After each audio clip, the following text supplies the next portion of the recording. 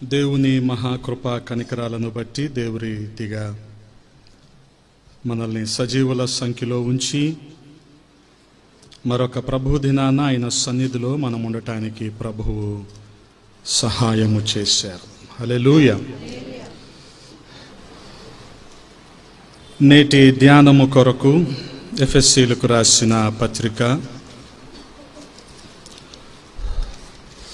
పౌలపోస్తలుడు ఎఫెసీలకు రాసిన పత్రిక 4వ అధ్యాయము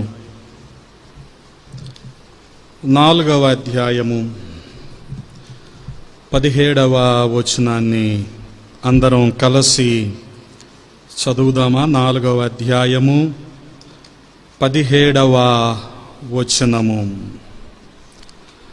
కాబట్టి అన్యజనులు నడుచుకొనున్నట్లు మీరిక మీదట నడుచుకొనవలదని ప్రభువునందు సాక్ష్యమిచ్చుచున్నాను.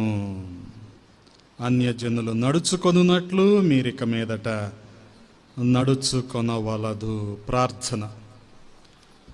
మమ్ముల్ని మిక్కిలిగా ప్రేమించిన మా ప్రియ పరలోకపు తండ్రి, ఉదయకాల సమయంలో మరొకసారి మీ పాద సన్నిధి చేరటానికి మీరు చూపిన కృపను బట్టి స్తోత్రాలు. గడచిన కాలం మీ రెక్కల నీడలో భద్రపరిచారు. క్షేమాన్ని సమృద్ధిని మా అందరికి అందించారు. వందనాలు. మరొక ప్రభు దినాన మీ సన్నిధిలో మేము కూడి ఉండటానికి సహాయము చేశారు. మీ అద్భుతాశ్చర్య కార్యాలు మా మధ్యలోన జరిగించండి. మీరు ఏర్పాటు చేసిన ఈ లేఖనాన్ని బట్టి స్తుతిస్తూ ఉన్నాం. ఈ లేఖనాన్ని మా వినికిడిలో దీవించండి. మా సమయాన్ని దీవెనకరంగా మార్చండి. వినగలిగిన చెవిని, గ్రహించే హృదయాన్ని మా అందరికి ఇవ్వండియ్యా. అల్పుణ్ణి మరుగు చెయ్యండి. మీరే మాతో ముచ్చటించమని, సమస్తాన్ని మీ స్వాధీనంలో ఉంచుకోమని మీకే మహిమలు ఆరోపిస్తూ యేసయ్య పరిశుద్ధ నామంలో అడిగి వేడుకుంటున్నాము తండ్రి. ఆమేన్. దేవునికి స్తోత్రం. హల్లెలూయా. ప్రభునందు ప్రియ సహోదరి సహోదరులారా, గతంలో ఇంటిని గురించి కాస్త విపులంగా మనం అనేకమైన విషయాలు ధ్యానం చేస్తూ వచ్చాం. చాలా అంశాలు దాదాపుగా కొన్ని నెలల పాటు ఎక్కడికి వెళ్ళినా ఇంటిని గురించే వర్తమానాలు ఇస్తూ వచ్చాను. ఆ తరువాత నా ధ్యానము పౌలపోస్తలుని పరిచర్య మీద కొనసాగుతూ వచ్చింది. ఇప్పటికి కూడా పౌలపోస్తలుని పరిచర్యను గురించే మాట్లాడుతూ ఉన్నాను. గడిచిన వారంలో కూడా తిమోతికి రాస్తూ పౌలపోస్తలుడు ఏ రీతిగా బలపరుస్తూ వచ్చాడు. ముఖ్యంగా సాక్ష్యాన్ని కాపాడుకోవటం, మంచి పోరాడటం, ఈ విషయాలన్నిటిని గురించి ఎందుకు పౌలపోస్తలుడు మాట్లాడాల్సి వచ్చిందో, ఆ రీతిగా తన పరిచర్యలో భాగంగా చాలా అద్భుతమైన సంగతులు ధ్యానం చేస్తూ వస్తున్నాం. మెట్టుకు ఈ రోజున ఎఫెసీలకు రాసిన పత్రికలోనే పౌలపోస్తలుడు నాటి సంఘానికి బోధిస్తున్న విషయం ఈ రోజున సార్వత్రిక క్రైస్తవ సంఘానికి అత్యవసరమైన విషయం. అదేంటంటే 4:17. కాబట్టి అన్యజనులు నడుచుకొనున్నట్లు మీరిక మీదట నడుచుకొనవలదు.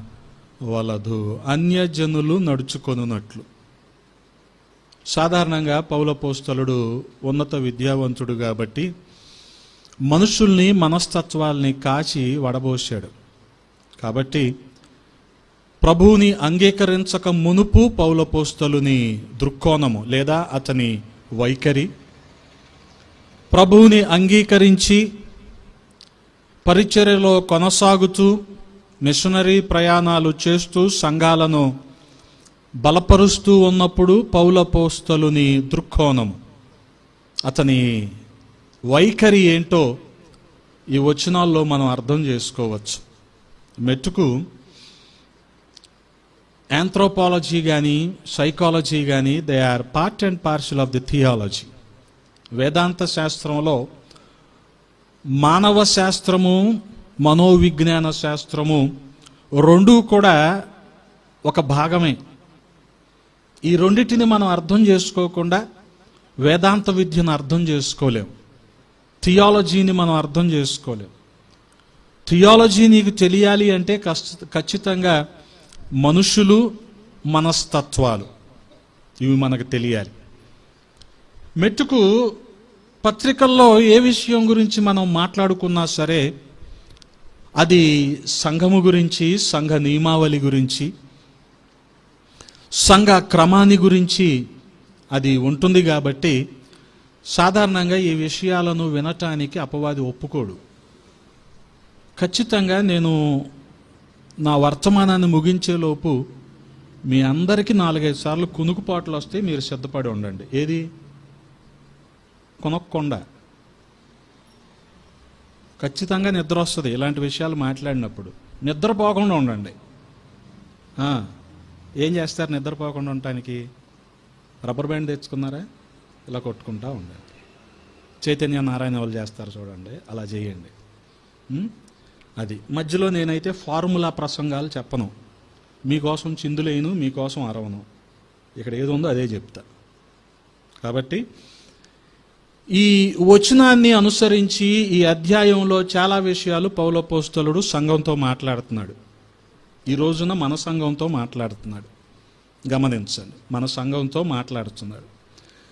కాబట్టి ఖచ్చితంగా మనుషుల గురించి, మనస్తత్వాల గురించి పౌలపోస్తలుడు అధ్యయనం చేసే ఉంటాడు, చేశాడు కూడా. అందుకనే ఎవరు ఏ క్రమంలో ఉన్నారో వారిని ఏ రీతిగా దేవుని మార్గంలో నడిపించాలో పౌలపోస్తలుడు ఒక నియమావళిని కలిగి వారికి బోధిస్తూ ఉండేవాడు. అంటే మన భాషలో చెప్పుకోవాలంటే కీలెరిగి వాత పెడతా ఉండేవాడు. అది సుడు ఒక చోట ఉంటే సొరకు ఇంకో చోట పెట్టకూడదు. పెడితే ఏమవుద్ది? రోగం పోదు. కానీ పౌలపోస్తలుడు మాత్రం ఎక్కడ ఏ సమస్య ఉందో ఆ సమస్య గురించే మాట్లాడుతూ ఉండేవాడు. ఇది అతని గొప్ప ప్రత్యక్షత, చాలా గొప్ప ప్రత్యక్షత. అది అందుకనే పౌలపోస్తలుని బోధలు బోధించినట్టు ఉండవు, కానీ అవన్నీ ఖచ్చితంగా హెచ్చరించినట్టు ఉంటాయి. చెప్పినట్టు ఉండవు, కానీ తూచా తప్పకుండా అవి మనం పాటించాల్సిందే, అలా ఉంటాయి. కాబట్టి వీటిని మనం అర్థం చేసుకోవాలి. మెట్టుకు తన పత్రికల్లో, ప్రాముఖ్యంగా ఈ పత్రిక అలాగే కొరింథీయులకు రాసిన పత్రికలో అక్కడున్న సంఘాలను హెచ్చరిస్తూ కొద్దిమంది మనుషుల్ని మనకు పరిచయం చేస్తూ ఉంటాడు. ఈ మనుషులు మనకి పరిచయమే, కానీ ఈ మనుషులు ఎవరో మనం తెలియనట్టు ఉంటాం. ఈ మనుషులు మనకి పరిచయమే, కానీ ఈ మనుషులు ఎవరో మనకు తెలియదు అన్నట్టు మనం ప్రవర్తిస్తూ ఉంటాం కదా. కారణం ఏంటంటే కొంత హై హ్యాండెడ్గా మన సహోదరులు మనకు కనిపించేసరికి మనలో కొంత ఆత్మన్యూన్యతా భావం అనేది ఉంటా ఉంటుంది. తెలుసుగా మీకు, రిన్నులో ఇద్దరు తెల్ల బట్టలు వేస్తారు, కానీ ఒక అమ్మాయి బట్టలు వెలవెలబోయినట్టు ఉంటాయి, ఇంకొక అమ్మాయి బట్టలు తలతలమంటూ ఉంటాయి. ఈ తలతలమంటూ ఉండే అమ్మాయి బట్టలు చూశాక కాస్త డల్గా ఫేడ్ అయిపోయిన కలర్లో ఉండే బట్టలు వేసుకున్న అమ్మాయి ఎలా ఫీల్ అవుద్ది? ఆ అమ్మాయి ఎవరో నాకు తెలియదు అన్నట్టు ఫీల్ అవుద్ది. ఎందుకని? ఎక్నాలెడ్జ్ చేసింది అనుకోండి, ఏం పరువు పోద్ది. అలాగే ఇప్పుడు ఈ అధ్యాయంలో పౌలపోస్తలుడు మనకి కొంతమంది మనుషుల్ని పరిచయం చేసినప్పుడు వాళ్ళు ఎవరో మనకు తెలియదు అన్నట్టు ఉంటాం మనం. ఇప్పుడు కూడా, ఈ క్షణానికి కూడా వాళ్ళు ఎవరో మనకి తెలియదు అన్నట్టు ఉంటాం. తెలుసు అంటే అక్కడేదో మనల్ని మనం చిన్నబుచ్చుకున్నట్టు ఉంటుంది.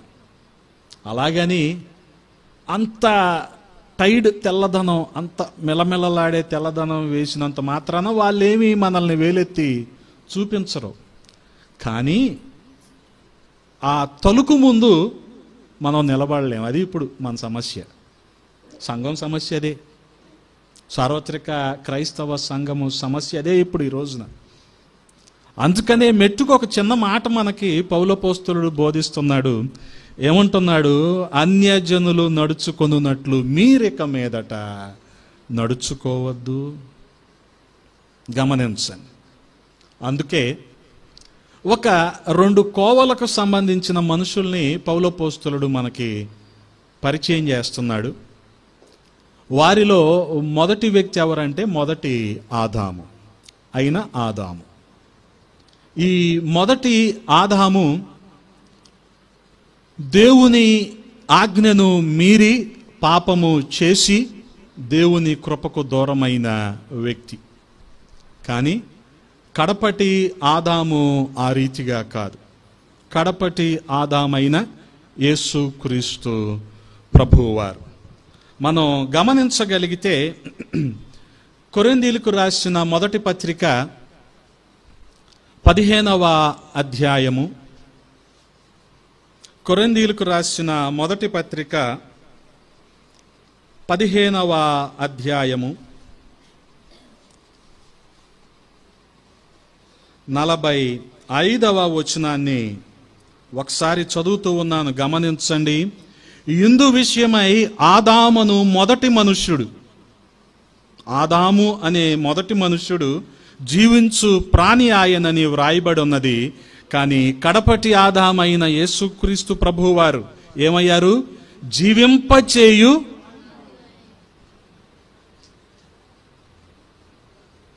సాధారణంగా ఈ భూమి మీద ఉన్న 7 కోట్ల మందో 700 కోట్ల మందో లేదా 750 కోట్ల మందో ఉంటే ఉన్న జీవకోటి అంతా కూడా ఖచ్చితంగా ఈ 2 కోవల్లో ఏదో ఒక కోవకి సంబంధించిన వారే. అయితే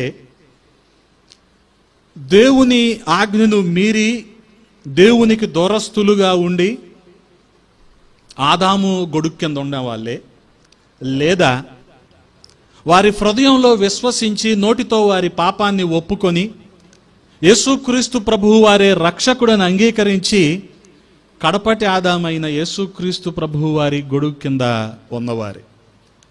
ఎవరు ఎక్కువ మంది ఉన్నారు అనేది ప్రశ్న కాదు, కానీ ఖచ్చితంగా క్రైస్తవులు కాకపోయినా క్రైస్తవులైనా సరే మనుషులందరూ ఈ 2 కోవలకు సంబంధించిన వారే. అయితే మొదటి ఆదాముకు సంబంధించిన వారం అంటే మన పాపస్థితిని మనం విడిచిపెట్టకుండా ఇంకా అందులోనే కొనసాగుతూ ఉన్నవారం. అయితే ఆదాము, మొదటి ఆదాము సంబంధించిన వాళ్ళు, లేదా మన పాపస్థితిని విడిచిపెట్టుకొని మన హృదయాన్ని మార్చుకొని దేవుణ్ణి అంగీకరించిన వారం అయితే కడపటి ఆదామైన యేసుక్రీస్తు ప్రభు వారికి సంబంధించిన వారు.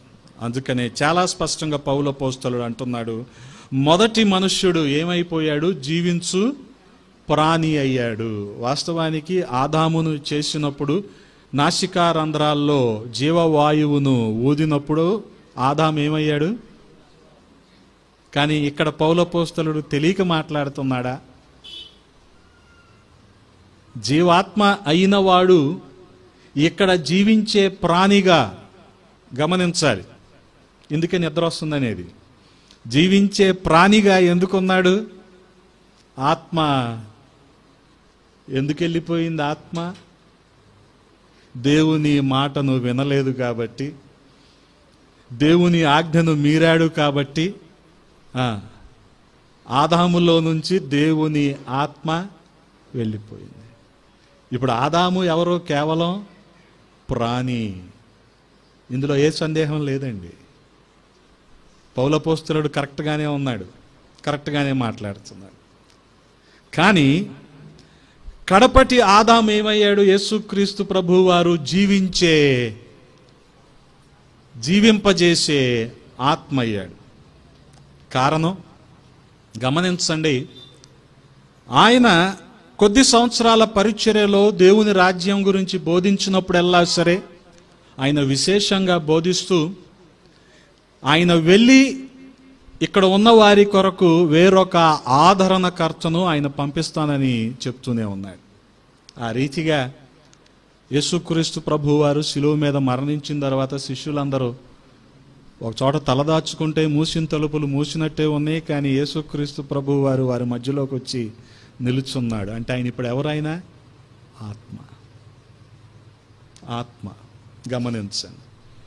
అందుకే ఇప్పుడు జీవించే ప్రాణి కాస్త శరీర సంబంధి, జీవింపజేసే ఆత్మ చేతి కింద ఉన్నవారు ఆత్మ సంబంధి. హల్లెలూయా. ఖచ్చితంగా క్రైస్తవులకి మధ్య మార్గం లేదు. అయితే క్రైస్తవుడు ఆదాము గొడుగు కిందైనా ఉండాలి, లేదా యేసుక్రీస్తు ప్రభువు వారి గొడుగు కిందైనా ఉండాలి, ఉండి తీరాల్సిందే. గమనించండి. ఇక క్రైస్తవుడికి మధ్య మార్గం అలాగా ఉంటాం, ఇలాగా ఉంటాం, అలాగా చేస్తాం, ఇలాగా చేస్తాం అంటే కుదరదు. అందుకనే పౌలపోస్తలుడు చాలా ఖండితంగా మాట్లాడుతున్నాడు. ఎఫెసీ 4:17 ఏమంటున్నాడు? మీరిక మీదట అన్యజనులు చేసినట్టు చెయ్యొద్దు. ఇక మీదట కదా, అంటే అంతకుముందు మీరు అన్యజనుల్లాగానే ఉన్నారు కదా, అన్ని ఆచారాలనే అనుసరించున్నారు. కానీ ఇక మీదట మీరు అలాగ ఉండద్దు. ఆత్మ ఏ రీతిగా నడిపిస్తే మీరు అలాగా ఉండండి. గమనించండి. ఇది గొప్ప ఆజ్ఞ, సంఘానికి గొప్ప ఆజ్ఞ. అందుకే ప్రియ సహోదరి సహోదరులారా, ఆ తర్వాత 47వ వచనంలోనే మనం చూడగలిగితే, మొదటి మనుష్యుడు భూ సంబంధి అయి మట్టి నుండి పుట్టినవాడు, రెండవ మనుష్యుడు పరలోకము నుండి వచ్చినవాడు. మధ్యలో మీరు కూడా వాక్యాన్ని చూస్తూ చదువుతూ ఉంటే నిద్ర రాదు. చెప్పే కదా, ఎంత ఇన్డెప్త్ సాలిడ్ కంటెంట్ చెప్తున్నప్పుడు ఖచ్చితంగా నిద్ర వస్తుంది.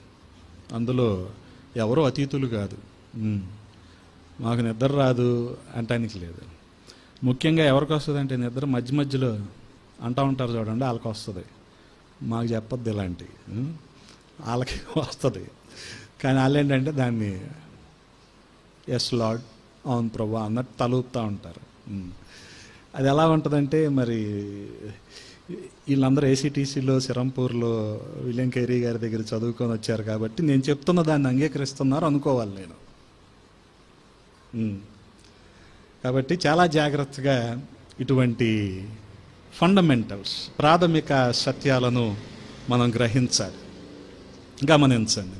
అందుకనే ఖచ్చితంగా మనం ఎవరైనా సరే ఈ రెండు కోవలకు ఏదో ఒక దానికి సంబంధించిన వారమే. అయితే మొదటి ఆదాము అయిన ఆదాముకి, లేదా కడపటి ఆదామైన యేసుక్రీస్తు ప్రభువారికి సంబంధించిన వారు. అందుకే 47వ వచనంలో ఏమంటున్నాడు? మొదటి మనుష్యుడు భూ సంబంధి అయి మట్టి నుండి పుట్టినవాడు, కానీ రెండవ మనుష్యుడు పరలోకం నుండి వచ్చినవాడు. 48 మట్టి నుండి పుట్టినవాడు ఎవడో, మట్టి నుండి పుట్టిన వారు కూడా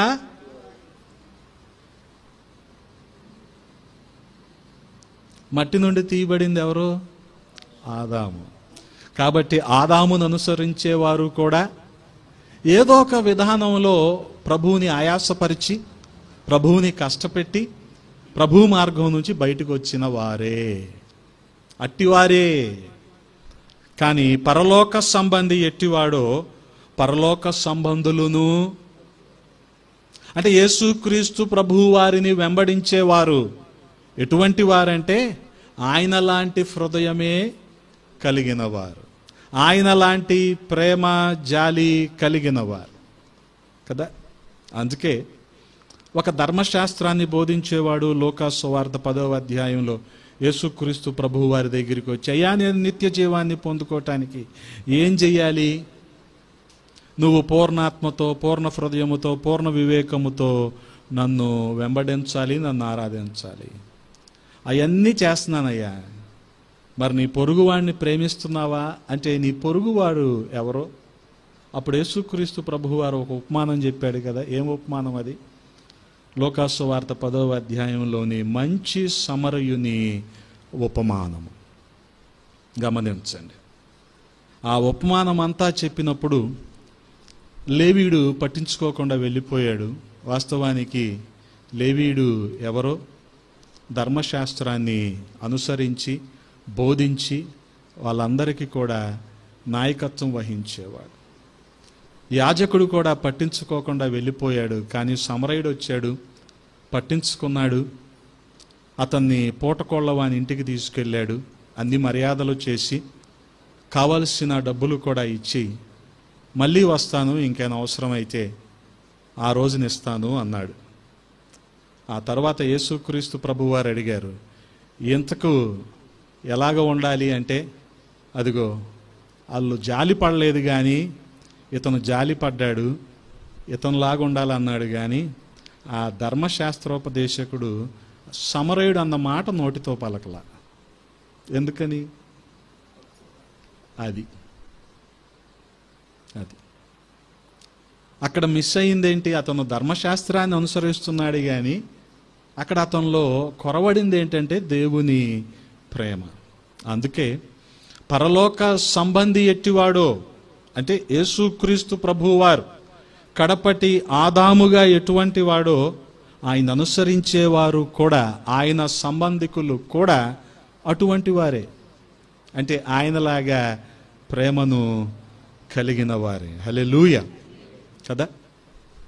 ఈ ప్రేమ మనం మిస్ అయితే, ఈ సహోదర భావము సహోదర ప్రేమ మనం కోల్పోతే మనము పరలోక సంబంధులం కాదు, ఇహలోక సంబంధులమే. అందుకే గమనించండి, పౌలోపోస్తలుడు చాలా ఖచ్చితంగా మాట్లాడుతున్నాడు. 49లో కూడా అంటున్నాడు,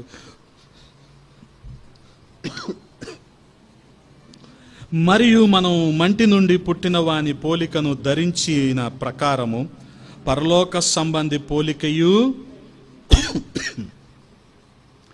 ధరింతుము.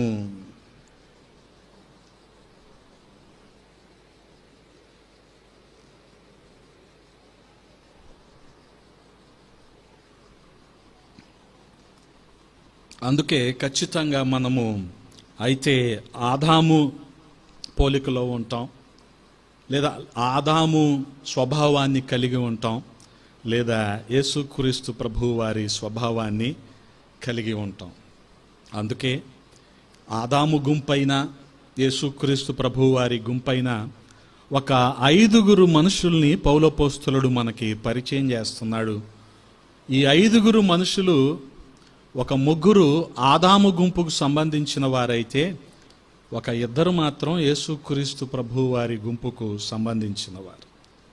మన వర్తమానంలో ఈ 5 గురించి విన్నాక మనం ఏ గుంపులో ఉన్నామో మనల్ని మనం పరిశీలన చేసుకోవాలి. 4వ అధ్యాయములోనే ఎఫెసీయులకు రాసిన పత్రిక 4వ అధ్యాయం 22వ వచనాన్ని ఒకసారి చదువుదామా. 4వ అధ్యాయము 22వ వచనము. కావున మునుపటి ప్రవర్తన విషయములోనైతే మోసకరమైన దురాశ వలన చెడిపోవు మీ ప్రాచీన స్వభావమును వదులుకొని. గమనించండి, మూల భాషలో ఏమి రాయబడి ఉంది? ప్రాచీన పురుషుని స్వభావాన్ని మనం ఏం చేయాలి? వదులుకోవాలి. అంటే పౌలోపోస్తలుడు మనకు పరిచయం చేస్తున్న మొట్టమొదటి వ్యక్తి ఎవరంటే ప్రాచీన పురుషుడు. చెప్పాను కదా, ఈ ప్రాచీన పురుషుడు ఎవరో మనం తెలియనట్టు ఉంటాం, కానీ ఇతను మనకు తెలుసు కదా. ఎందుకు ఇలాగ అయిపోయాడు ఇతను అంటే, వాస్తవానికి మునుపటి ప్రవర్తన విషయంలోనైతే మోసకరమైన దురాశ వలన చెడిపోయాడు. మోసకరమైన దురాశ కదా. దురాశ గర్భాన్ని ధరించి పాపాన్ని కన్నప్పుడు పాపము పరిపక్వమై మరణాన్ని కంటది. అది మీరు ఎంత పెద్ద క్రైమ్ అయినా తీసుకోండి, దాని రూట్లో ఏముంటుందో తెలుసా? దురాశ. ఎంత పెద్ద ఆర్థిక నేరమైనా తీసుకోండి, దాని మూల కుదురులో ఉండేది ఏంటంటే దురాశ. దురాశ. అందుకని చాలా స్పష్టంగా రాయబడి ఉంది కదా, మోసకరమైన దురాశ వలన చెడిపోయిన మీ ప్రాచీన స్వభావాన్ని ఏం చేయమంటున్నాడు? వదులుకోమంటున్నాడు. ఈ ప్రాచీన పురుషుణ్ణి విడిచిపెట్టమంటున్నాడు. అపవాది కూడా ఇటువంటి మోసకరమైన దురాశనే హవ్వకు కలిగించాడు. హవ్వకు ఎటువంటి దురాశ కలిగించాడంటే, తినకూడదు అన్నాడా? ఎందుకు తినకూడదు? తింటే మీరేమవుతారు? దేవతలు అయిపోతారు. అవుతారు లేదనేది తర్వాత సంగతి. అసలు ఎందుకు అవ్వాలి అనేది హవ్వ కనిపించాలిగా. నువ్వు అవుతావంటే అయిపోవటమేనా? ఎందుకు అవ్వాలి? అయితే నాకేంటి ఉపయోగం? నాకు ఇక్కడ అన్నీ ఉన్నాయి, చల్లపోటు వచ్చి దేవుడు మాతో మాట్లాడుతున్నాడు, ఇక మాకు అయితే అవ్వకపోతే అనుకోవాలి హవ్వ. కానీ హవ్వ చేసిందేంటి? మీరు దేవతలు అయిపోతారు అనేసరికి తినకూడదు అన్న పండుని తినేసింది. అంటే దేవతలు అవుదాము అన్న దురాశ హవ్వను ఎటువైపు నడిపించింది? ఆజ్ఞ మీరే వైపు నడిపించింది. ఆజ్ఞ మీరిన తరువాత వారు పాపంలో పడిపోయారు, ఆత్మలో చనిపోయారు. అందుకనే ఇందాక మనం ఆదాము గురించి చదువుకున్నప్పుడు, ఆదాము ఎవరు? జీవించే ప్రాణి. ఆత్మ లేదు. ఆత్మ లేదు కదా. ఆత్మ మిస్ అయిపోయింది. కారణం ఏంటి? దురాశ వలన, మోసకరమైన దురాశ వలన వీరు ఆ పని చేశారు. అందుకే మనం గమనించగలిగితే ఈ రోజున ఎటువంటి మోసకరమైన దురాశ బయట సభల్లో కానీ సంఘాలలో కానీ వినపడుతుందో తెలుసా? దాన్ని ఏమంటున్నామంటే దుర్బోధ అంటున్నాం. ఈ దుర్బోధ సంఘానికి నడిపిస్తుంది కానీ దేవుని నుంచి దూరం చేస్తుంది. సేవకునికి దగ్గర చేస్తుంది కానీ సహవాసంలో దూరం చేస్తుంది. ఏమందాం దీన్ని దుర్బోధ కాకపోతే? ఈరోజున చాలామంది అదే రీతిగా ఉన్నారు. చాలామంది అదే రీతిగా ఉన్నారు. గమనించండి.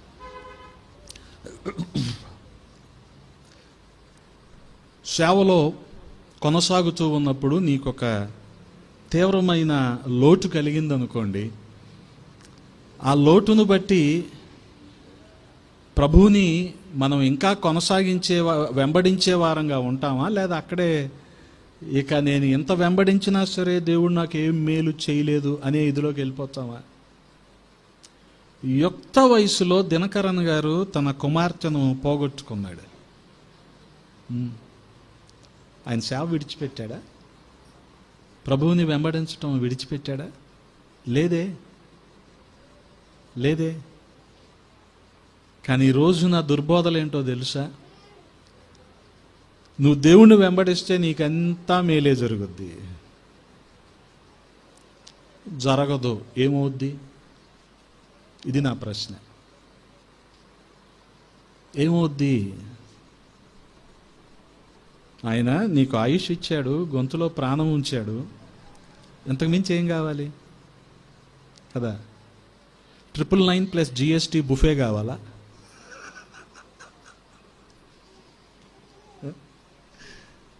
అది ఉంటేనే ఆశీర్వాదమా కదా? జనాల ఆలోచన అలా తీసుకెళ్తున్నాడు. దుర్బోధలతో అపవాది అలా తీసుకెళ్తున్నాడు. హవ్వనే కాదు, హవ్వకు ఆ రోజు ఇవ్వబడిన దుర్బోధ ఏంటంటే మీరు ఈ పండు తింటే దేవతలు అయిపోతారు. కానీ ఈ రోజున విశ్వాసులకు ఉండే దుర్బోధ ఏంటి? మీరు ప్రభువుని వెంబడిస్తే అసలు మిమ్మల్ని మించినోడు ఎవరో లేరు కదా. ఒకవేళ ఆ రకంగా అవ్వకపోతే అటువంటి ఆశించి వచ్చిన విశ్వాసుల పరిస్థితి ఏంటి కదా? దాన్ని అపవాది ఎలాగ సొమ్ము చేసుకుంటున్నాడో తెలుసా? గర్వాపసి. ఇంత జరుగుతుంది. మేము బాగా బోధించామనుకుంటున్నారు, కానీ వాళ్ళు ఏం చేస్తున్నారు? ఇటువంటివి ప్రేరేపిస్తున్నారు. మరి ఇది దుర్బోధ కాకపోతే ఏమవుతుంది? అందుకనే గమనించండి, ఆ ప్రాచీన స్వభావము ఏం చేయమంటున్నాడు? చాలా స్పష్టంగా గమనించండి, విడిచిపెట్టుకోమంటున్నాడు. అంటే ప్రాచీన పురుషుణ్ణి విడిచిపెట్టుకోమంటున్నాడు, వదిలేయమంటున్నాడు. చాలా స్పష్టంగా పౌలు అపోస్తలుడు ఈ విషయాన్ని మనకి బోధిస్తున్నాడు కదా. ప్రాచీన స్వభావం అంటే ప్రభువుని అంగీకరించక మునుపు ఈ లోకానుసారంగా జీవించిన రోజులు ఉండే ఉంటాయి. కానీ దాన్నే హైలైట్ చేస్తూ నువ్వు గొప్పోడు అయ్యావు అనుకో, ఏమనాలి? నిన్ను ఏమనాలి? దానికి ఏం పేరు పెడదామన్నా? అద్భుత సాక్షి. బాక్స్లో ఫోటో, మైక్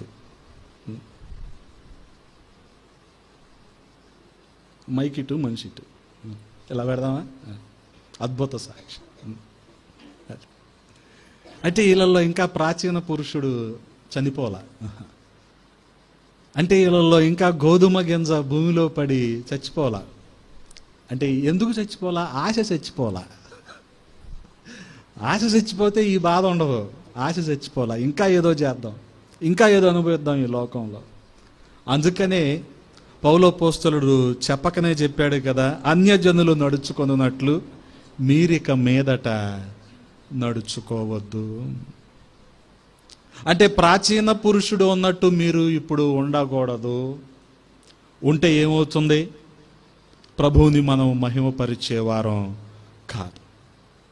అందుకే ఈ ప్రాచీన పురుషుడు ఇప్పుడు ఎవరికి సంబంధించిన వాడు?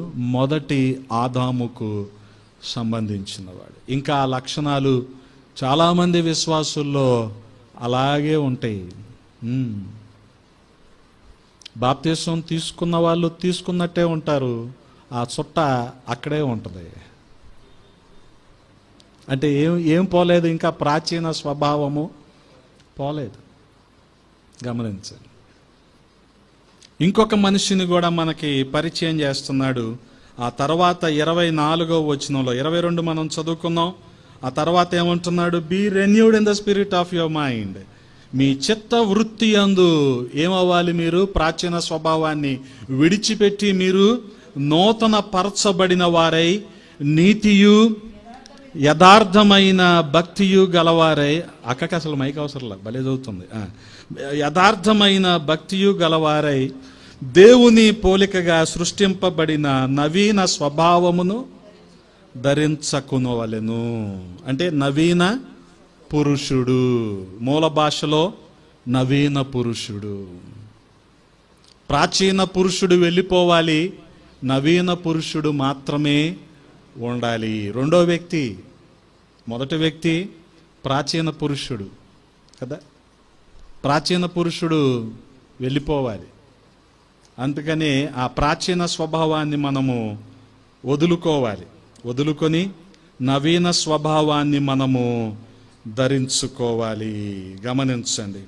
అందుకే రాయబడి ఉంటుంది కదా, కొరింథీయులకు రాసిన 2వ పత్రిక 5వ అధ్యాయము 17వ వచనంలో, కాబట్టి ఎవడైనా క్రీస్తునందుంటే వాడు నూతన, పాతవి ఎన్ని జనవరి 1వ తారీఖులు చదువుకొని ఉంటాం ఇవి. కానీ ప్రాచీన స్వభావం పోయిందా?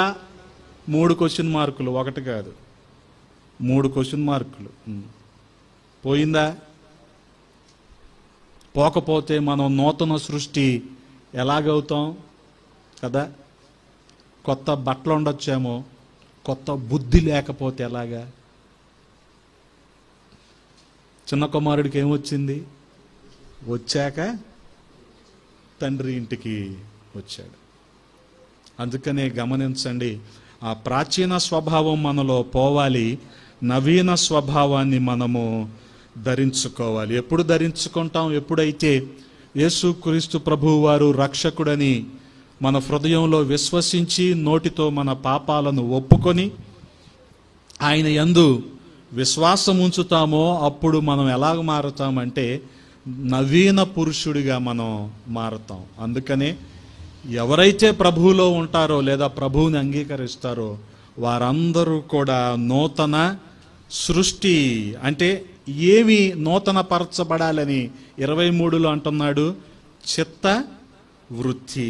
గమనించండి, చిత్త వృత్తి యందు నూతన పరచబడిన వారై, అంటే గమనించండి, ఆత్మలో మనస్సులో, ఆత్మలో మనస్సులో కదా. ఇంతకీ ఏవి నూతన పరచబడుతున్నాయి? వస్తువులు, క్యాలెండర్లు, బట్టలు కదా. వస్తువులు, గ్యాడ్జెట్స్ అన్నీ నూతన పరచబడతా ఉంటాయి. మన మనస్సు ఎంత ప్రమాదకరమైన భక్తో తెలుసా ఇది మనకి? గమనించండి. అందుకే పౌలపోస్తలుడు ఒకానొక సంఘంతో మాట్లాడుతూ అంటాడు, మనం వాక్యాన్ని చదివి దాని ప్రకారం మనం నడుచుకోకపోతే అద్దంలో ముఖాన్ని చూసి మర్చిపోయిన వాళ్ళం అవుతామంట. మన ముఖాన్ని మనం మర్చిపోతామా? మన ముఖం ఏంటో మనకు తెలియదా? అద్దంలో చూసుకున్నాము, తెలుసుగా, దీన్ని మర్చిపోతామా? వాక్యాన్ని చదివి వాక్యానుసారంగా నడుచుకోకపోతే విశ్వాసి పరిస్థితి కూడా అలాగే ఉంటుంది. అది వాక్యాన్ని చదవటం, బోధించటం ఎంత అవసరమో దాని ప్రకారము నడుచుకోవటం కూడా అంతే అవసరం. వెనుకున్న వాటిని మర్చిపోవటం అంతే అవసరం. ముందున్న వాటి కోసం పరుగు పెట్టడం, ఆ పరుగు తుదముట్టించటం కూడా అంతే అవసరం కదా. అందుకే ఒక వాక్యము మనలో కార్యం జరిగిస్తున్నప్పుడల్లా ఆ వాక్యానుసారంగా జీవించే హృదయం మనలో రావాలి. రాకపోతే ఖచ్చితంగా ఆ ప్రాచీన పురుషుడే మనలో ఉంటాడు, ప్రాచీన స్వభావాన్నే మనం కలిగి ఉంటాం. కానీ గమనించండి, ఏ మాత్రం కూడా మనలో నవీన స్వభావం అనేది ఉండదు. గమనించగలిగితే పౌలపోస్తలుడు చాలా స్పష్టంగా మాట్లాడుతున్నాడు కదా. 24 ఆఖరి భాగంలో ఏమంటున్నాడు? స్వభావాన్ని, వింటున్నారా? స్వభావాన్ని ధరించుకోవటం అంటే మీకు తెలుసుగా. ధరించుకోవటం అంటే ఏం కలిగి ఉండటం? అందుకే సూట్ వేస్తే సూట్ అయ్యే మాటలు మాట్లాడాలి. ధరించుకోవటం అంటే అది కదా. ధరించుకోవటం అంటే అది, అంటే పునికి పుచ్చుకోవటం, ఇంబైబింగ్, ఇన్కల్కేటింగ్, ఆ లక్షణాలు మనలో రావటం. మీరేమనుకోనంటే మీకు అర్థం అవటం కోసం ఒక మాట చెప్తా.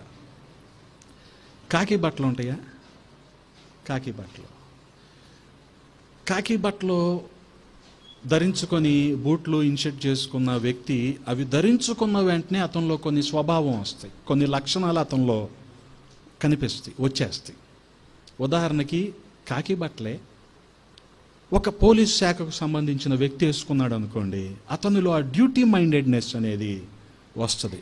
ప్రతి ఒక్కరిని కూడా సినికల్గా, స్కెప్టికల్గా, అనుమానాస్పదంగా చూడటం అనే లక్షణం అతనిలో స్వభావ సిద్ధంగా వచ్చేస్తుంది.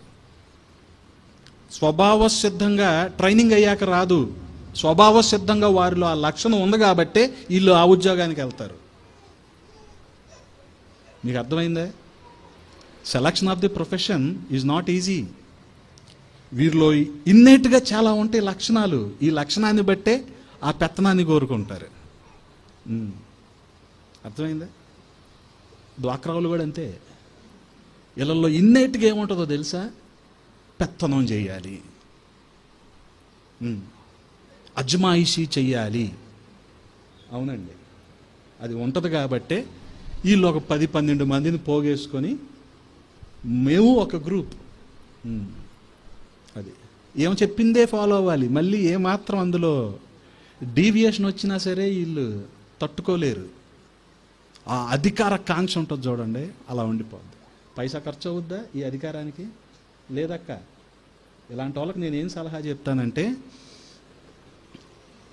ఒక 5 లక్షలు ఖర్చు పెట్టి సర్పంచ్కి పోటీ చెయ్యి, నీకు నొప్పి ఏంటో తెలుస్తుంది కదా.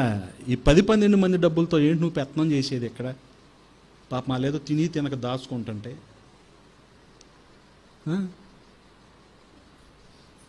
నీ దగ్గర ఇంకా డబ్బులు ఎక్కువ ఉన్నాయా? నన్ను అడుగు. ఓ 25-30 లక్షలు ఖర్చు పెట్టి జడ్పీటీసీకి చెయ్యి, నీకు నొప్పి ఏంటో తెలుస్తుంది కదా. ఆ రూపాయి విలువేంటో తెలుస్తుంది.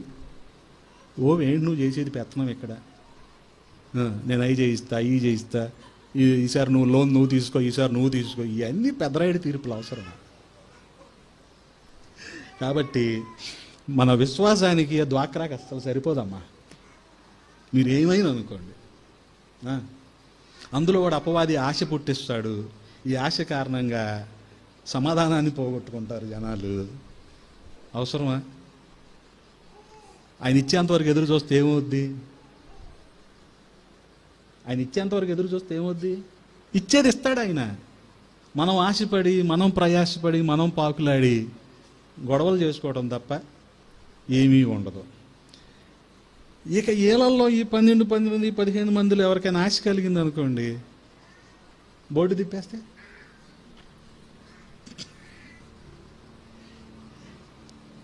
ఇప్పుడు అర్థమైంది కదా మీకు.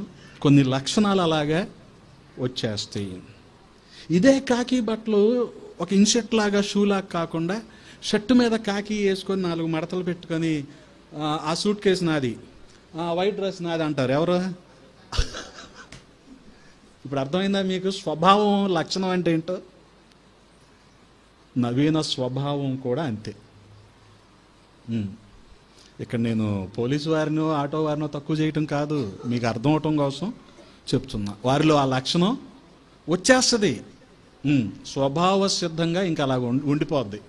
దూరంగానే ఉండి ఆ రెడ్ డ్రెస్ నాదే, అదో ఆ బ్యాగ్ పట్టుకొచ్చేవాళ్ళు. ఇందులో ఏ డీవియేషన్ వచ్చినా బ్యాగ్ వీళ్ళు కాకుండా వేరే వాళ్ళు తీసుకుంటే మళ్ళీ అక్కడ మాఫియా, గొడవలు, కొట్టుకోటాలు, దీనికోసం పెద్ద పంచాయతీలు. అమ్మో, ఈ బాధలన్నీ ఎందుకు? అసలు ఎందుకు ఇవన్నీ చెయ్యాలి? మన విశ్వాసం ఏమైపోతుంది కదా. తీరా ఈడు ఎంత పోరాడి ఒక ప్యాసింజర్ని ఎక్కించుకుంటే ఆడు ఆటో మీద ఏం రాసి ఉంటుందో తెలుసా? యెహోవా నా కాపరి. అరే, అంత మాట చెప్పినోడివి, అంత స్టేట్మెంట్ ఇచ్చినోడివి, మరి నువ్వు ఆయనకి అప్పగించుకున్నావా? అప్పగించుకుంటే ఇలాగా అలాగలాగా అనే అవకాశం రాదు కదా. అందుకే ఒక్కొక్క డ్రెస్సును బట్టి, ఒక్కొక్క కలర్ని బట్టి వాళ్ళకి కొన్ని లక్షణాలు వస్తాయి. అలాగే ఈ నవీన స్వభావాన్ని మనం ధరించుకున్నప్పుడు ఆ పరలోకపు తండ్రి లక్షణాలు మనలో వస్తాయి. హల్లెలూయా. ఇది గమనించాలి మనం. మనోళ్ళు కూడా, పిల్లలు కూడా చాలామంది యాప్రాన్ వేసుకుంటారు కదా. నేను దానికి పెద్దగా పట్టించుకోను. ఎందుకనంటే డాక్టర్ కోలా విజయశేఖర్ అని గుంటూరు గవర్నమెంట్ హాస్పిటల్కి సూపరింటెండెంట్ చేశాడు.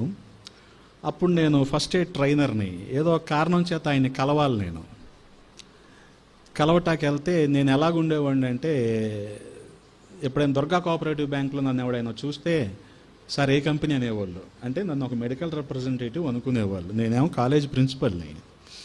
కానీ నా ఇది చూస్తే వాళ్ళకి మెడికల్ రిప్రజెంటేటివ్ లాగా ఇన్షర్టు, టక్, టై అన్నీ అలాగ అనిపించేవి వాళ్ళకి. ఇప్పుడు నేను వీళ్ళ దగ్గరికి వెళ్తే, ఈ కోలా విజయశేఖర్ అనే ఈ గవర్నమెంట్ హాస్పిటల్ సూపరింటెండెంట్ దగ్గరికి నా కార్డు ఇచ్చా. ప్రిన్సిపల్ సెయింట్ ఆండ్రూస్ కాలేజ్ అనే కార్డు ఇచ్చి ఆ అమ్మాయికి, అదే వైట్ కోట్ వేసుకుంటారు కదా, ఇస్తే ఆ అమ్మాయి జేబులో పెట్టేసుకొని తిరుగుతుంది అటు ఇటు. అంటే ఆ అమ్మాయి ఏమనుకుంది, ఈ రిప్రజెంటేటివ్ వెళ్ళాడంటే 4-5 ట్యాబ్లెట్ల గురించి చెప్తాడు, కేసులు రావు కానీ టైం వేస్ట్, అందుకని నేను పంపించకూడదు అనుకుంది ఆ అమ్మాయి. నాకు అర్థమైపోయింది. కార్డు జేబులో పెట్టుకుని, అమ్మ ఒకసారి చూడమ్మా అన్న. ఇది టైం కాదండి, అందుకే పూర్తిగా చదువుకోవాలి. ఇది టైం కాదండి. కాదమ్మా, ఈ కార్డు ఆయనకు చూపిస్తే నీకు అర్థమవుద్దమ్మా అంటే, మొత్తానికి అతి కష్టం మీద ఆయన దగ్గరికి కార్డు వెళ్ళింది. ఆయనే బయటకు వచ్చాడు. ఇప్పుడు అర్థమైంది ఆమెకు విషయం ఏంటో. పంపించు కాదు, doctor Kola Vijayasekhar doctor Joy కోసం వచ్చాడు బయటికి. అర్థమైందా? మనోళ్ళు కూడా ఏంటంటే విషయం తెలియకుండా ఈ డాక్టర్ చదివే వాళ్ళు ఉంటారా? కాదు, ఇలా చూడు, డాక్టర్ చదివే వాళ్ళు ఉంటారా? వాళ్ళు ఏం చేస్తారో తెలుసా? ఈ బీడి చౌరాసియా రాసిన అనాటమీ, ఈ శంభులింగం రాసిన ఫిజియాలజీ, ఇంకోళ్ళు ఎవరో రాసిన బయోకెమిస్ట్రీ, ఈ టెక్స్ట్ బుక్లు ఇంత లావు ఉంటాయి. వీళ్ళకి ఇంట్లో వాళ్ళు స్కై బ్యాగో అమెరికన్ టూరిస్టరో ఏదో కొనిస్తారు, ఆ బ్యాగ్లో పెట్టుకొని వెళ్ళొచ్చు. కానీ ఈ టెక్స్ట్ బుక్ మాత్రం చేత్తో పట్టుకోవచ్చు. బీభత్సమైన బిల్డప్ అండి. ఎవడు పట్టుకుంటాడో తెలుసా? మా దృష్టిలో టెక్స్ట్ బుక్ అలాగా సబ్జెక్టులు పోయిన వాళ్ళు పట్టుకుంటారు. పోయిందని కాదు, మేము ఇది చదువుతున్నామన్నా అంటే పోయిందన్న సంగతి మర్చిపోవాలి జనాలు. ఇప్పుడు మీకు స్వభావం గురించి చెప్తున్నా కదా, ఇలా స్వభావం అది. బస్సులో వెళ్ళినా సరే ఒక చేతిలో ఈ టెక్స్ట్ బుక్ ఉంటుంది, బ్యాగ్ ఉందా ఎందుకు? అలా చేయకండి. అర్థమవుతుందా? చదివితే బాగా చదవాలి, లేకపోతే వదిలేయాలి. అంతేగాని ఎంకే బేగ్లోనో వివేకానందలోనో చదివి మంగళయాను చంద్రయాన్ గురించి మాట్లాడకూడదమ్మా. క్వాలిటీ ఆఫ్ ఎడ్యుకేషన్ ఉన్నప్పుడు క్వాలిటీ ఆఫ్ లైఫ్ వస్తుంది. అందుకే చదువుకోండి చదువుకోండి చదువుకోండి అని తలబాదుకునేది నేను. క్వాలిటీ ఆఫ్ ఎడ్యుకేషన్ ఉంటే క్వాలిటీ ఆఫ్ లైఫ్ వస్తుంది. మరి ఎందుకు అమ్మా నాన్నలో తినక అమ్మగారి స్కూల్లోనో కార్పొరేట్ స్కూల్లోనో ఎందుకు చదివించేది? ఇందుకోసమేగా. ఇది మర్చిపోయి ఈ షోయింగ్ కోసం ఈ పట్టుకొని ఏది anatomy text book. Anatomy first ఇయర్లో పాస్ అవ్వని డాక్టర్లే ఎక్కువ ఉంటారు. ఏమన్నా పాస్ అవ్వరు ఎనాటమీ. థర్డ్ ఇయర్లో ఫోర్త్ ఇయర్లో పాస్ అవుతారు ఎనాటమీ. వీళ్ళు మళ్ళీ అప్పటి వరకు ఈ టెక్స్ట్ బుక్.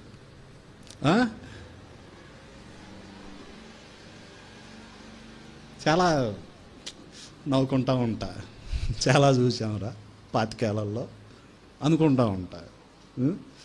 అందుకనే ఈ వైట్ వేసిన ఈ కాకి వేసిన ఏమొచ్చేస్తాయి మనకి?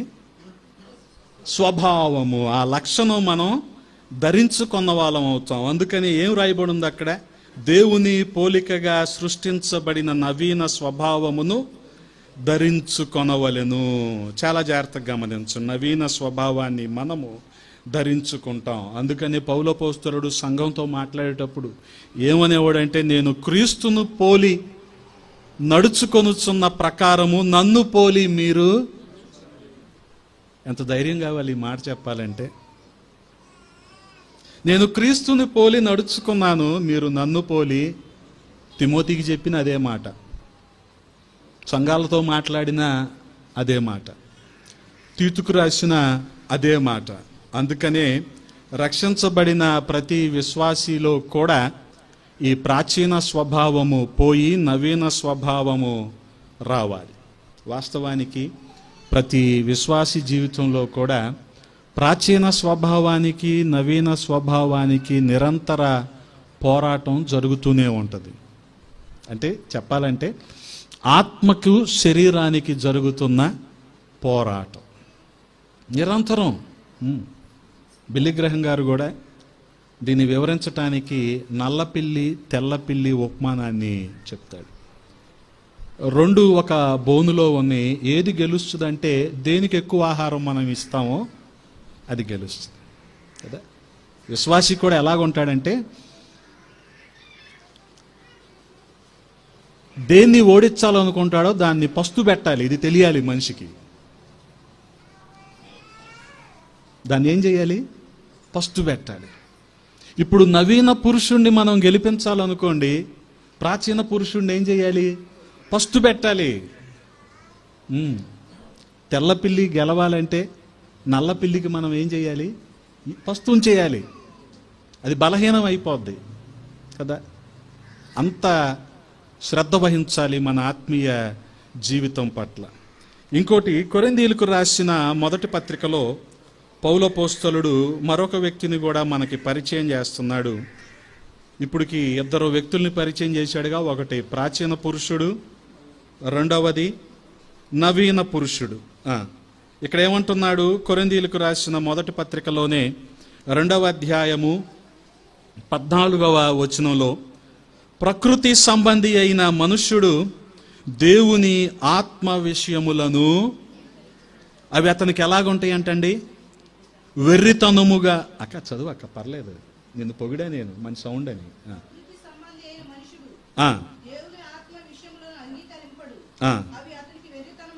అవి అతనికి వెర్రితనముగా ఉన్నాయి. అవి ఆత్మానుభవము చేతనే వివేచింపదగును గనుక. ఎందుకని? ఆత్మను అతను పట్టించుకోడు, అది అతనికి వెర్రితనముగా ఉంటుంది. అతను కేవలము ప్రకృతి సంబంధి.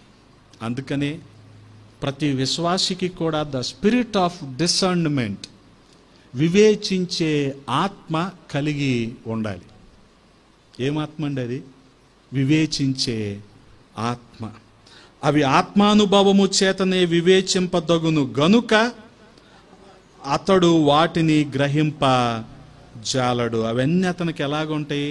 వెర్రితనముగా ఉంటాయి. అందుకనే మనుష్యుడు, ప్రకృతి సంబంధి అయిన మనుష్యుడు దేవుని ఆత్మ సంబంధమైన విషయాలను గ్రహించడు. ఒక మాటలో చెప్పాలంటే అసలు అంగీకరించడు. అవన్నీ తెలిసినో అనుకుంటాడు, కానీ వాటిని అనుసరించి నడువడు కదా. ఆత్మ సంబంధులైన మనుష్యులతోనే ఉంటాడు, కానీ వాటిని అనుసరించడు. ఆదికాండం 19వ అధ్యాయములో మనకు కనిపించే లోతు కూడా అటువంటి వాడే. ఉన్నది ఎవరితో? అబ్రహాముతో. అబ్రహాం ఎవరో? దేవునికి స్నేహితుడు అన్న పేరుంది, విశ్వాసులకు తండ్రి. ఆ విశ్వాసము లోతులో కనిపించదు. ఓ మాట చెప్పనా? ఈ రోజున విశ్వాసుల్లో విశ్వాసం ఎంత అంటే నేతి బీరకాయలు నెయ్యి ఉంటుందా అంటే? విశ్వాసుల్లో కూడా విశ్వాసం ఉండట్లా. కారణం ఏంటి?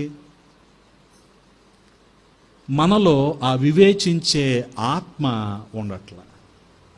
వివేచించినప్పుడు ఏది మంచిది ఏది చెడ్డదో మనము తెలుసుకోగలం. ఎవరో అపవాది వచ్చి ఇదంతా మంచిదని చెప్తే మనం అనుసరించేంత అజ్ఞానంలో ఉండకూడదు. ఎప్పుడు ఉంటామంటే ప్రకృతి సంబంధులుగా ఉన్నప్పుడే అలా ఉంటాం మనం. లోతు ప్రకృతి సంబంధి. అందుకని ఆ లోకానుసారమైన విషయాలు, అక్కడ సొదొమ గొమొర్రాలో వాళ్ళు అనుసరిస్తున్న విధానాలు, ఇవే అతనిలో కనపడుతున్నాయి. కానీ అబ్రహాములో ఉన్న విశ్వాసం రవ్వంత కూడా లోతులో, ఎంత లోతుగా చూసినా కనపట్లేదు. ఏం చేద్దాం మరి? ఇప్పుడు ప్రకృతి సంబంధి అయిపోయాడు. ఈ ప్రాచీన పురుషుడు, ఈ ప్రకృతి సంబంధి ఇద్దరు కూడా ఆదాము గొడుగు కింద ఉన్నవారే. ఇకపోతే ఇదే అధ్యాయములో ఆ తర్వాత వచనాన్ని ఒకసారి చదువుతారా? 15వ వచనం. వాడు అన్నిటినీ వివేచించును గాని అతడెవని చేతనైనను వివేచింపబడడు. గమనించండి. అందుకనే ప్రతి విశ్వాసికి ఏ ఆత్మ ఉండాలంటే వివేచించే ఆత్మ, ద స్పిరిట్ ఆఫ్ డిసర్న్మెంట్ ఉండాలి. కానీ ప్రతి విశ్వాసి ఏం కోరుకుంటాడో తెలుసా? ప్రవచించే ఆత్మను కోరుకుంటాడు. అయ్యా మా గేద తప్పిపోయింది, ఎక్కడుందో ప్రవచించవా ఏం చెప్తాడు? నీ గేద రస్నా పక్కన ఉంది, పాతపాడు ఎక్స్ రోడ్స్ దగ్గర, వెళ్తావా? అమ్మో ప్రవచనం చెప్పారండి, గేద దొరికిందండి. ఓర్ నీ గేద సావా, ఏం చేసుకుంటావు ఇవన్నీ?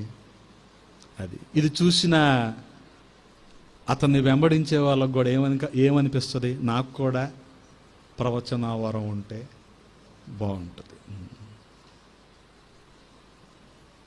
కొంతమంది రాసుకుంటారు 9 కృపావరాలు కలిగిన దైవజనుడు. దేవుడు ఎవరి సామర్థ్యాన్ని బట్టి ఒకటి ఇస్తాడు, ఇంకొద్దిగా హ్యాండిల్ చేయగలరు వీళ్ళు అనుకుంటే 2వ కృపావరం కూడా ఇస్తాడు. 9 ఇస్తే ఆడేమవుతాడు? లూసిఫర్ అవుతాడు. పడద్రోయబడిన దేవదూత అవుతాడు. కాబట్టి పిల్లలు ప్రభు పని చెయ్యాలి అని మనం కోరుకోవటంలో తప్పులేదు, కానీ ఇన్ని వరాలు ఉండాలి, ఇన్ని వరాలు ఉంటాయి, ఇవన్నీ ఎవరి సామర్థ్యం కొద్దీ ఆయన దానంగా పడేస్తాడు. అది కానీ మనందరం కోరుకోవలసిన ఒక కృపావరం ఏంటంటే వివేచనావరం. మనందరం కోరుకోవాలి ఇది. ఈ వివేచించే ఆత్మ మనలో ఉన్నప్పుడు మనం మోసపోం. ఏ గారడీ సీమోను దగ్గరికి మనం వెళ్ళాం. ఎక్కడుంటారండి గారడీ సీమోన్లు? రైల్వే ఇన్స్టిట్యూట్లో ఉంటారు, స్టెల్లా ఆడిటోరియంలో ఉంటారు, వెన్యూలో ఉంటారు. ఎవరు వీళ్ళంతా? గారడీ సీమోనులు. డబ్బుతో కృపావరాన్ని కొనుక్కోవచ్చు అని నమ్మిన వారు వీళ్ళు. కాబట్టి కేరళ వెళ్ళి టచ్ నేర్చుకొస్తారు. పేరు కావాలా మీ పిల్లలకి? కేరళ పంపండి 6 నెలలు. ఆడు కూడా వచ్చి టచ్ అంటాడు. ఏంటి అన్ని గారడి పనులు కాకపోతే? ప్రభు నిలబెట్టేవాడే కానీ పడేసేవాడు కాదు. ఇది మనం నమ్మాల్సిందే. నమ్మాలి అంటే మనలో ఏ ఆత్మ ఉండాలి? వివేచించే ఆత్మ, ద స్పిరిట్ ఆఫ్ డిసర్న్మెంట్ ఉండాలి. అందుకే ఎటువంటి పురుషుడు ఇతను? ఏం సంబంధి? ప్రకృతి సంబంధి కాకుండా ఇతను ఆత్మ సంబంధి. ఎవరిలో అయితే ఆత్మ సంబంధమైన విషయాలు వివేచించి తెలుసుకోగలిగే సామర్థ్యం ఉంటుందో వాళ్ళు ఖచ్చితంగా ప్రభువుని మహిమపరిచే వారిగా ఉంటారు. ఇప్పుడు యేసుక్రీస్తు ప్రభువారు, కడపటి ఆదామైన యేసుక్రీస్తు ప్రభువారి దగ్గర ఇద్దరు ఎవరున్నారు? నవీన పురుషుడు, ఆత్మ సంబంధి. మొదటి ఆదామైన ఆదాము దగ్గర ప్రాచీన పురుషుడు, ప్రకృతి సంబంధి. మరొక మనిషిని కూడా మనకు పౌలపోస్తలుడు పరిచయం చేస్తున్నాడు. కొరింథీయులకు రాసిన మొదటి పత్రికలోనే 3వ అధ్యాయము 1వ వచనంలోనికి వెళ్దాం. సహోదరులారా, ఆత్మ సంబంధులైన మనుషులతో మాట్లాడినట్టు నేను మీతో శరీర సంబంధులైన మనుషులే అనియు, క్రీస్తునందు మీరింకా పసిబిడ్డలే అనియు మీతో మాట్లాడవలసి వచ్చెను. ఎవరు వీరు? ఇప్పుడు శరీర సంబంధులు. క్రీస్తులో వీరు ఎటువంటి వారు? పసిబిడ్డలంట. క్రీస్తులో వీరు ఎటువంటి వారు? సంఘంలో 30 ఏళ్ళు, కానీ క్రీస్తులో పసిబిడ్డలేదంట. ఇంకా మత్తయి సువార్త 25వ అధ్యాయంలో యేసుక్రీస్తు ప్రభువారు ఆ వేర్పాటును గురించి, ప్రత్యేకించబడటాన్ని గురించి ఆయన మాట్లాడినప్పుడు రెండు గుంపుల్ని చేశాడు కదా. ఒక గుంపు గొర్రెలని, ఇంకొక గుంపు మేకలు అని ఆయన ప్రత్యేకపరిచాడు కదా. వాస్తవానికి సంఘంలో గొర్రెలు మేకలతో పాటు తోడేళ్ళు కూడా ఉంటాయి. దీన్ని మనం కాదనలేము, దీన్ని మనం తప్పించుకోలేము. మేకలు ఉంటాయి సంఘంలో, గొర్రెలు ఉంటాయి. గొర్రెలతో పాటు తోడేళ్ళు కూడా ఉంటాయి. ఏంటండి మేకకి గొర్రెకి తేడా అంటే? పల్లెటూరుల్లో గొల్ల బజార్లో ఉండేవాడిని చెప్తున్నాను. మేక తోక ఎప్పుడు ఇలా ఉంటుంది, ఇలా ఉంటుంది. గొర్రె తోక ఎప్పుడు ఇలా ఉంటుంది. అంటే ఏది ఎదురు తిరుగుద్ది, ఏది విధేయత చూపిస్తుంది అర్థమైపోయిందిగా మీకు. కానీ తోడేలు ఎలా ఉంటుందో తెలుస్తా? పరిస్థితిని బట్టి ఎలాగా ఉంటుంది, పరిస్థితిని బట్టి ఇలాగా ఉంటుంది. అందుకనే పౌలపోస్తలుడు ఇప్పుడు ఈ సంఘంతో మాట్లాడేటప్పుడు ఆత్మ సంబంధులైన మనుషులతో మాట్లాడినట్టు నేను మీతో మాట్లాడలేకపోతున్నాను. కారణం ఏంటో తెలుసా? మీరు ఇంకా శరీర సంబంధులే కదా, ఇంకా మీరు శరీర సంబంధులే కదా. సంఘాలలో గొర్రెలు, మేకలు, తోడేళ్ళు ఉన్నట్టే సంఘాలలో పెద్దోళ్ళు ఉంటారు, పిల్లలు ఉంటారు, అందుకని ఆత్మలో మీరు ఎటువంటి వారు అంటున్నాడు? పసిపిల్లలు కూడా ఉంటారు. పెద్దోళ్ళలో ఉండే లక్షణం ఏంటి? ఏం చెప్తే అది చేస్తారు కదా. కానీ పిల్లలు ఏమి చేయమంటామో అది చేయరు, లేకపోతే ఏది వద్దంటామో అదే చేస్తారు. అందుకనే యోహాను సువార్త 21వ అధ్యాయంలో యేసుక్రీస్తు ప్రభువారు శిష్యులందరూ చేపలు పట్టడానికి వెళ్ళినప్పుడు ఆయన వారి దగ్గరికి వచ్చి అన్న మాట ఏంటి? పిల్లలారా, మీ దగ్గర తినటానికి ఏమైనా ఉందా? వాస్తవానికి ఒకరిద్దరు మినహాయించి శిష్యులందరూ యేసుక్రీస్తు ప్రభువారి కంటే వయసులో పెద్దవాళ్ళే. కానీ వాళ్ళని పిల్లలు అనాల్సిన అవసరత ఎందుకు వచ్చిందంటే, గమనించండి, మత్తయి సువార్త 4వ అధ్యాయములో యేసుక్రీస్తు ప్రభువారు వీరితో చెప్పింది ఏంటంటే, మీరు వలలు విడిచిపెట్టండి, నన్ను వెంబడించండి. వలలు విడిచిపెట్టమన్న తర్వాత వీళ్ళు ఆయన చనిపోయిన తర్వాత మళ్ళీ ఏం చేస్తున్నారు? వలలు పట్టుకొని నేను చేపలు పడదాం అని ఆంధ్రేయ అంటే పేతురు నేను కూడా మీతో వస్తానని చెప్పి అక్కడ ఒక 7గురు పోగయ్యి చేపలు పట్టడానికి వెళ్ళారు. ఏమనాలి ఇప్పుడు వీళ్ళని? ఆయన ఏం వద్దన్నాడు? అసలు మీరు వలలో విడిచిపెట్టండి అంటే ఏది వద్దంటామో అది చేసేవాళ్ళే పిల్లలు. సంఘాల్లో పిల్లలు కూడా ఉంటారు, సంఘాల్లో పసిపిల్లలు కూడా ఉంటారు. పసిపిల్లలు తెలుసుగా మీకు, ఏడుస్తూ ఉంటారు. ఎందుకు ఏడుస్తున్నారు చెప్పరు. నీకు పాట కావాలా, ప్రార్థన కావాలా, ఏం కావాలి నీకు చెప్పరు, ఏడుస్తూనే ఉంటారు. ఎవరు వీళ్ళందరూ? అందుకనే పౌలపోస్తలుడు ఏమంటున్నారు? క్రీస్తునందు మీరు ఇంకా, ఇలాంటి అండర్లైన్ చేసుకోరా, క్రీస్తునందు మీరు ఇంకా పసిబిడ్డలే అనియు మీతో మాట్లాడవలసి వచ్చాను. అందుకని ఆత్మ సంబంధులైన వారితో మాట్లాడినట్టు నేను మీతో మాట్లాడలేకపోతిని. మీరు ఇంకా ఎవరో శరీర సంబంధులైన మనుషులే. అందుకని గమనించండి, శరీర సంబంధులైన మనుషులు ఎవరి సంతతికి సంబంధించిన వారు?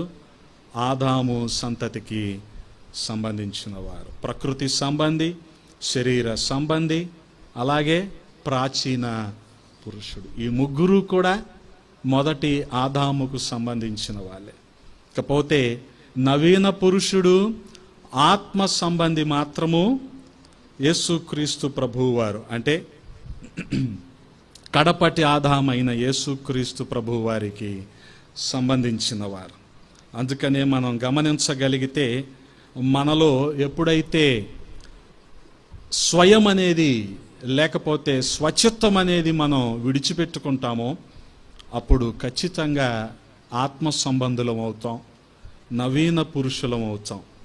అప్పుడే మనము ప్రభు కొరకు మనల్ని మనం ప్రతిష్ఠించుకోగలం. అందుకనే తీతుకు రాస్తూ అంటాడు చూడండి, పౌలపోస్తలుడు తీతుకు రాస్తూ 2వ అధ్యాయము 12వ వచనంలో అంటున్నాడు,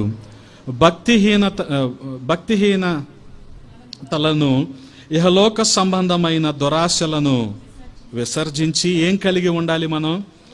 శుభప్రదమైన నిరీక్షణ నిమిత్తము, అనగా చదవండి అక్క.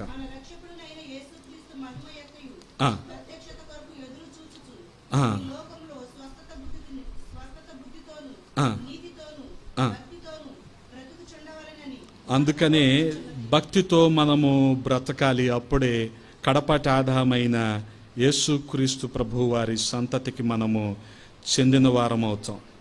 శరీర సంబంధిగానే ఇంకా కొనసాగుతున్న వారమైతే మనలో ఉండేవేంటో గమనించండి.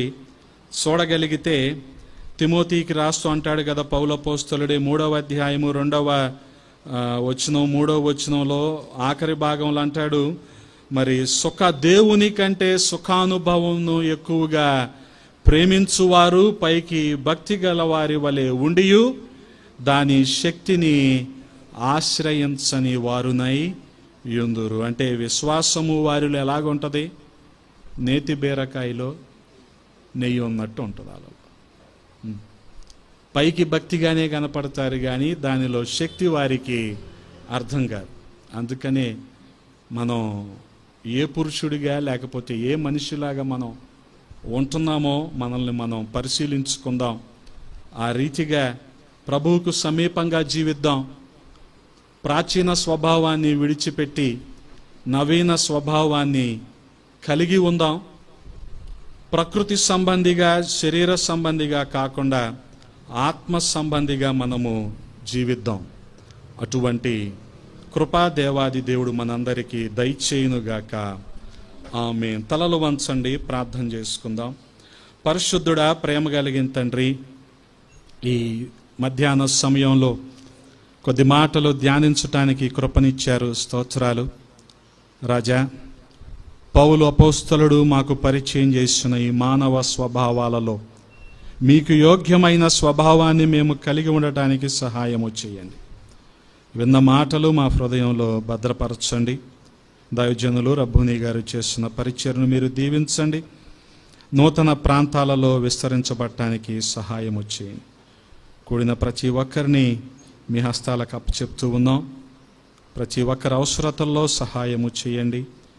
ప్రతి వారిని మీరు దీవించి ఆశీర్వదించమని యేసయ్య పరిశుద్ధ నామంలో అడిగి వేడుకుంటున్నాం.